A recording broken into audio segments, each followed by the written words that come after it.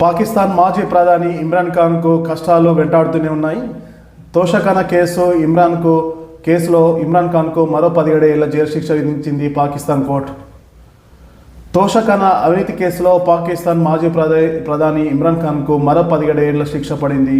ఆయన భార్య బుష్రా బీబీకి కూడా ఇదే శిక్ష విధిస్తూ పాకిస్తాన్ కోర్టు శనివారం తీర్పునిచ్చింది. 2021లో ఇమ్రాన్ దంపతులు సౌదీలో పర్యటించారు. ఈ క్రమంలో ఆ దేశ యువరాజు వీరికి ఖరీదైన బుల్గారీ ఆభరణాల సెట్ను బహుమతిగా ఇచ్చారు. ఇమ్రాన్ ఈ సెట్ను తోషఖానాకు అప్పగించకుండా సొంత ప్రయోజనాల కోసం అమ్ముకున్నారనే ఆరోపణలపై కేసు నమోదైంది. దీనిపై తాజాగా విచారణ జరిగింది. ఇమ్రాన్ ప్రస్తుతం రావల్పిండిలోని అండియాలా జైలులో ఉన్న సంగతి తెలిసిందే.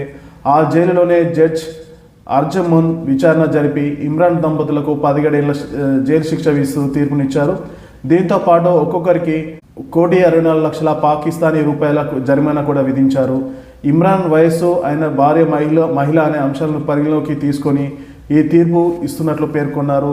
పాక్ తీర్పును తాము హైకోర్టులో సవాల్ చేస్తామని ఇమ్రాన్ తరపు న్యాయవాది తెలిపారు. దీన్ని చూస్తే ఇమ్రాన్ ఖాన్కి ఇప్పట్లో జైలు నుంచి బయటకు వచ్చే అవకాశం లేనట్టు కనబడుతుంది. ఆయనకు దాదాపుగా కేసు మీద కేసులు వేసుకుంటూ దాదాపు 20-25 కేసులు దాకా ఇప్పుడు రన్ అవుతున్నాయి.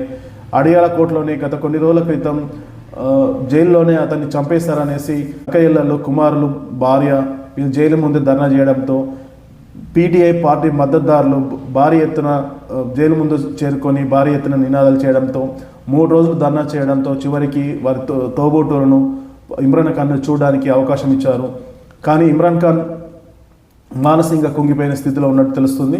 ఏదేమైనప్పటికీ ఇమ్రాన్ ఖాన్ కేసులు ఇంకా వెంటాడుతూనే ఉన్నట్టు మనకు తెలుస్తుంది.